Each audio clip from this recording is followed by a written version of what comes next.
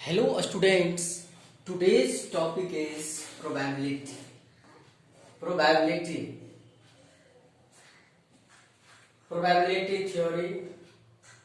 These are mathematician Pascal, Fermat, Galileo, Laplace, Bernoulli, Euler, Gauss. Carl Friedrich Gauss is known as Prince of Mathematics. Kolmogorov, experimental probability or empirical approach, classical probability or statistical theory or theoretical approach, experiment, random experiment, equally likely events or equiprobable event, sample space, discrete sample space event, sample point or event point, simple or elementary event, mixed event, complementary event, impossible event, sure event or certain event, outcomes, mutually exclusive, disjoint event. ये सारे points को मैं clear करूंगा। इससे पहले कुछ probability का जो कुछ इतिहास रहा है मैं तुम लोगों को ये बताने जा रहा हूं, ठीक है। 17वीं और 18वीं की बात है। 17वीं शताब्दी 17th century and 18th century, 17वीं और 18वीं शताब्दी की बात है कि जब जुआरी खेल में बराबर हारने लगा, घुड़सवार बराबर हारने लगा या फिर ताश खेलने वाले हारने लगे, तो एक समस्या बन गई उस जमाने के लिए।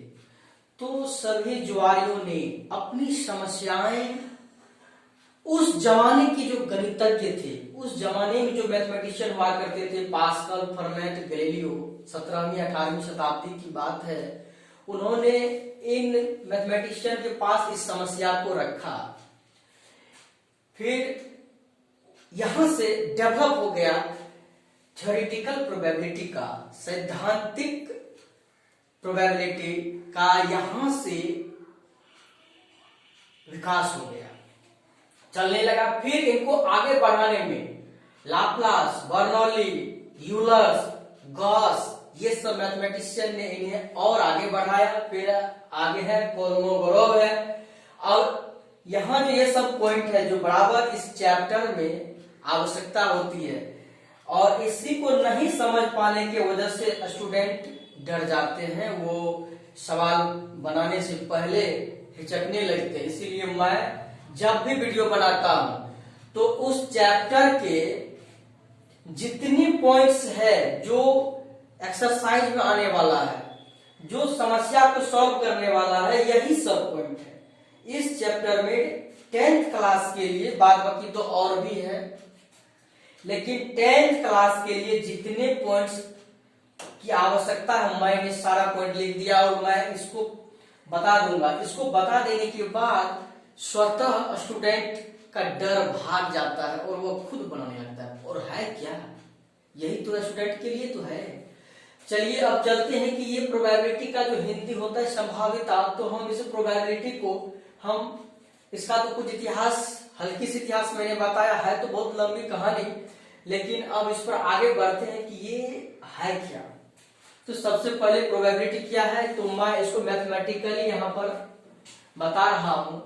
ये जीरो, एक लाइन खींचा मैंने, 0 और यहाँ 1 लिखा है। 0 से लेकर के 1 यहां स्टार्ट हो रहा है, यहां से 0 से स्टार्ट हो रहा है और 1 पर लास्ट कर रहा है, एंडिंग, शुरू से अंत, बिगिनिंग टू लास्ट। यहां शुरू होगा, यहां लास्ट करेगा। इतनी ही क्षमता है, सिर्फ इतना ही समझने की बात है। इससे ज्यादा कैलकुलेट जीवन में कभी प्रोबेबिलिटी में नहीं आ सकता। 0 और 1 के बीच ही होगा। कैलकुलेट कितना भी कर ले, आएगा तो 0 और 1 के बीच में। तो ये है क्या, ये कौन सा मैजिक है।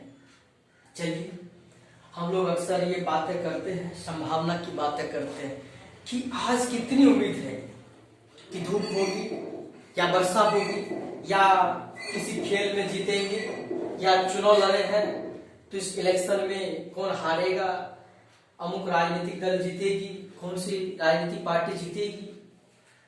तो इस बात कि एक अनुमान लगाते हैं। तो प्रोबेबिलिटी का तो जन्म ही हुआ है, पैदा ही हुआ है अनसर्टेनिटी से।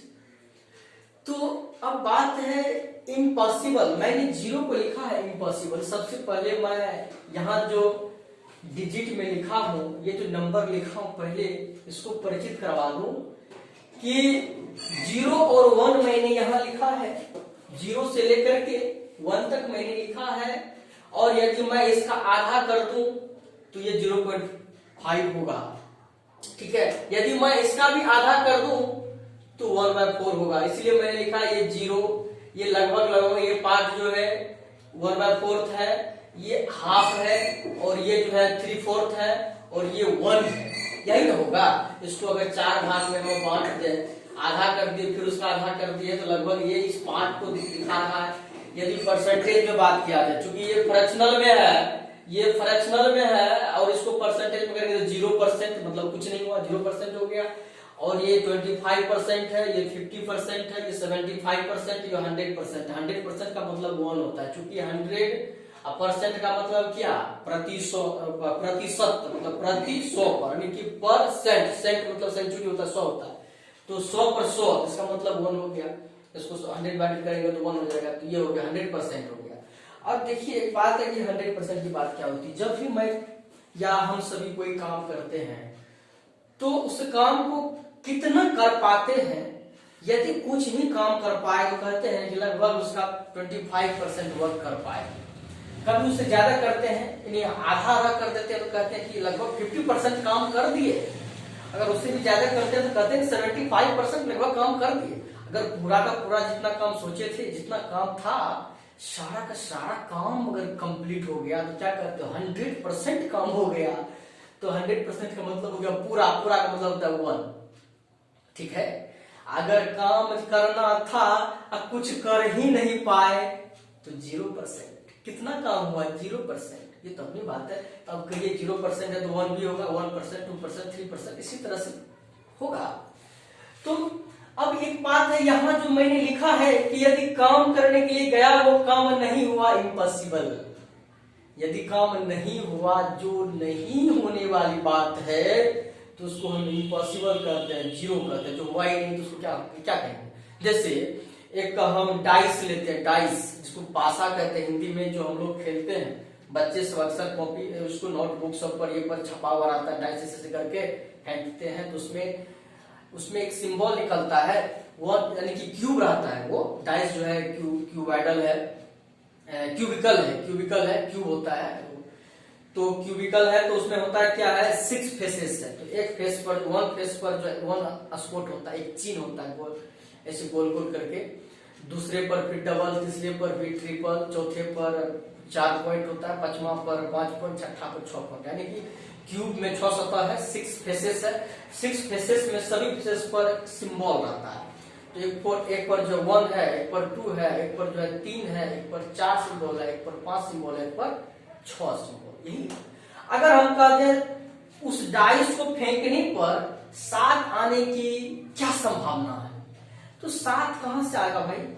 जब 7 उसमें है तो 7 कहां से आएगा क्या, नहीं आएगा ना। उसी को हम कहते हैं इम्पॉसिबल। वो इम्पॉसिबल है क्योंकि डाइस पर कहीं 7 है ही नहीं, तो इम्पॉसिबल है। इसी को 0% कहते हैं या 0 कहते हैं। नंबर में क्या है, 0 या 0%, क्योंकि वो तो कभी आ ही नहीं सकते, क्योंकि उसमें तो 0 क्या कहते हैं, उसमें तो या 0 आने की, अगर ये कहते हैं 0 आने की क्या है, तो पासा पर जो डाइस पर 0 नहीं है, 0 आने की प्रोबेबिलिटी 0, क्योंकि उसमें है ही नहीं।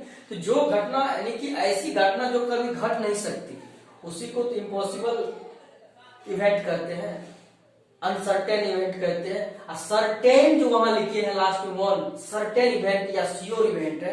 वो श्योर इवेंट कब करते हैं, जब 100% वही काम वही होना है। जैसे एक बात देखिए, अगर ये मार्कर किसी बैग में, ये 50 मार्कर रखा हुआ है किसी बैग में, थैला में रखा हुआ है मार्कर, सेम एक यही टाइप का मार्कर, तो मार्कर निकलने की प्रोबेबिलिटी जो होगी, उसमें से मार्कर निकालेंगे तो वह निश्चित है कि उसमें से मार्कर ही निकलेगा, 100% होगा, यानी कि 1 होगा उसका प्रोबेबिलिटी। यदि उसमें मार्कर भी है और पेन भी रख दिए, हम अपनी पेन भी उसमें रख दिए, यानी कि 50 पेन्स है, 50 मार्कर्स उसमें डाल दिए।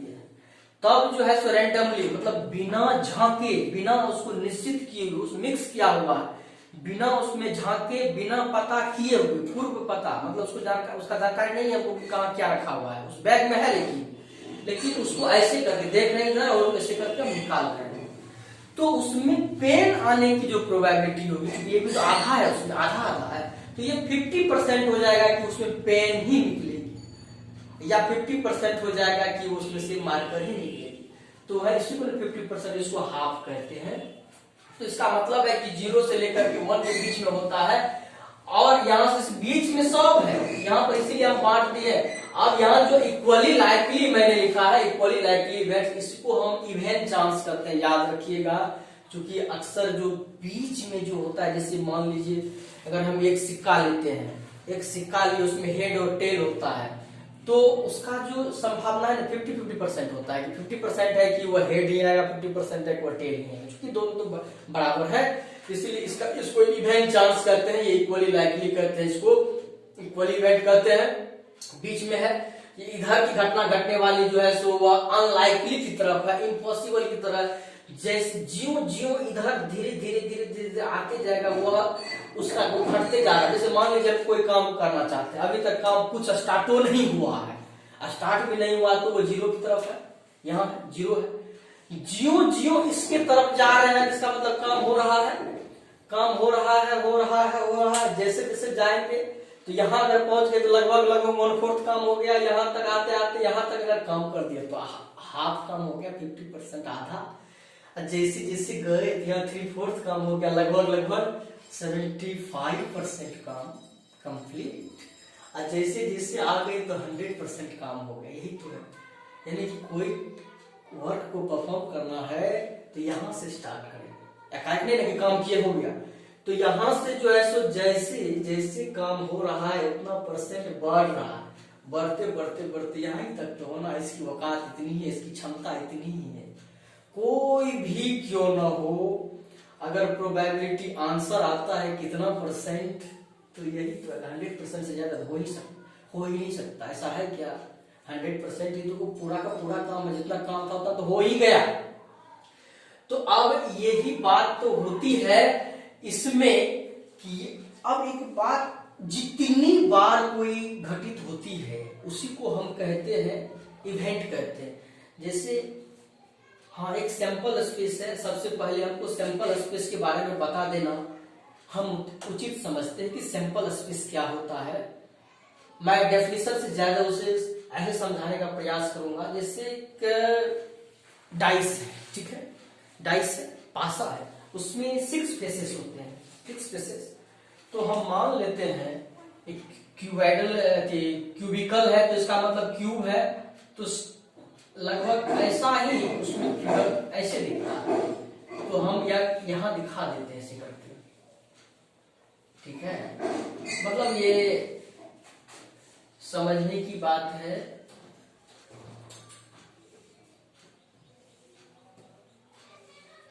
वन टू थ्री, ये दिखता जैसा है, मैंने वो ऐसा बनाया है। 4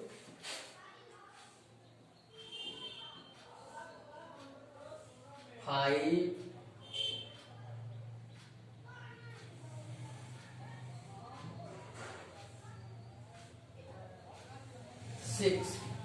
6 है।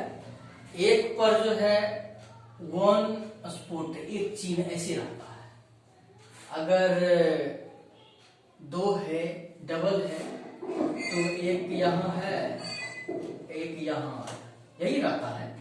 अगर ट्रिपल है तो एक यहाँ है, एक बीच में है, एक यहाँ है। 4 गो है तो एक यहाँ है, एक यहाँ है, एक यहाँ, एक यहाँ। 5 गो है तो एक यहाँ है, एक बीच में है, यानी कि 2 और 2 4, एक 5 ऐसा है।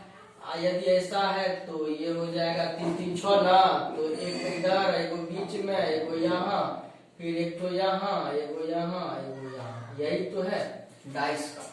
तो डाइस जो फेंकते हैं ना, तो उसमें टोटल इवेंट जो होती है, या तो ये वाला आ सकता है ऊपर में 1, या 2 वाला आ सकता है, या 3 वाला आ सकता है, या 4 वाला आ 5 वाला आ सकता है या 6 वाला आ सकता है, यही ना आएगा, 7 वाला थोड़ी आ सकता है, वही तो इम्पॉसिबल हो जाएगा ना तब वो। तो यही आता है। तो इसमें से जो आने की संभावना है, तो 6 गो में से कोई भी आ सकता है। तो सबसे पहले इस सारे को हम सैंपल स्पेस कहेंगे। ये जो टोटल है, इसी सैंपल स्पेस में से आंसर कोई एक ठो आएगा। इसी सैंपल स्पेस में से कोई एक ठो आंसर आएगा। या तो ऊपर में ये आएगा, या तो ये आएगा, या तो ये आएगा, या तो ये आएगा, या तो ये आएगा, या तो ये आएगा। ऐसा नहीं हो सकता है कि 2 ठो आ जाएगा, एक बार आएगा क्या, तो मैंने थोड़ी होगा। तो मान लीजिए आप कहेंगे बात बनाने के लिए कि तिरछा आ गया, तब क्या मन में तिरछा आ गया, तो हुआ ही नहीं। तो जो होगा कंप्लीटली रूप से उसकी बात हम करते हैं। तो कोई एक ही आ सकता है, 2 एक साथ नहीं आ सकता है। समझे या नहीं समझे? अब यहाँ पर एक बात और समझने की बात है, ध्यान देने की बात है। इस पर ध्यान दो कि यहाँ जो मैंने डाइस बनाया है, इसका काम तो कंप्लीट हो गया। अब एक है यहाँ पर और ध्यान देने की बात है, क्या है, यदि किसी एग्जाम में, एक एग्जाम्पल है, अगर मैथमेटिक्स की एग्जाम हो 100 मार्क्स की, मैथमेटिक्स की एग्जाम है और 100 मार्क्स की एग्जाम है। यदि 100 मार्क्स की एग्जाम है, उसमें किसी को 80 मार्क्स आया, तो कैसे लिखते हैं? कैसे लिखते हैं? 80 मार्क्स आया है तो कैसे लिखते हैं? 80/100 तो कैसे लिखते हैं हमारे सर लोग? अगर 50 मार्क की परीक्षा लेते हैं, टेस्ट लेते हैं, तो 50 में अगर 45 आया है तो कैसे लिखते हैं? 45/50 यही लिखते हैं। जितना आता है ऊपर में होता है, जितना नीचे, जितना है टोटल नीचे। अगर 500 का मैट्रिक, ये बिहार बोर्ड एग्जामिनेशन जो है वो 500 के एग्जाम लेती है। अगर 500 में अगर 300 आ गया तो कैसे लिखते हैं? 300 आया है कितना में? तो 500 में, यही लिखते हैं। ऐसे को परसेंटेज करके गुना 100 कर दीजिए ना, 100 होता परसेंटेज निकल जाएगा। करके देख लीजिए ना, नहीं विश्वास तो इसको 100 से अगर मल्टीप्लाई करेंगे तो ये 0000 कट गया, 500 काटेंगे, 5 आगे 30, 60% नहीं हो गया? क्लियर? 60% को जब नंबर में लिखेंगे तो 60/100 नहीं हो गया? 60% बराबर 60/100, तो 60/100 0 कट जाएगा, तो 3/5 नहीं हो जाएगा? 3/5 इसके बीच में नहीं आएगा। क्लियर है ना?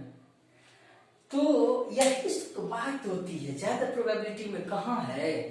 आप पहले शांत दिमाग को करके सोचिए कि जब आप टेस्ट एग्जाम देते हैं, मैट्रिक का या फिर किसी भी क्लास में आप पढ़ते हैं, अगर वो टेस्ट देते हैं तो जितना मार्क आपको आता है, आप जितना गेन करते हैं, उतना कितना में गेन किए हैं वो नीचे में हो जाता है। लेकिन टोटल मार्क जो रहता है वो नीचे में, और जितना आता है उसको ऊपर, जो आता है वही ऊपर में होता है। आने वाला चीज का होता है, जो आया है उसको लिखते हैं कितना में, तो नीचे में रहता है। अगर परसेंटेज पूछ दे तो गुना 100। क्लियर?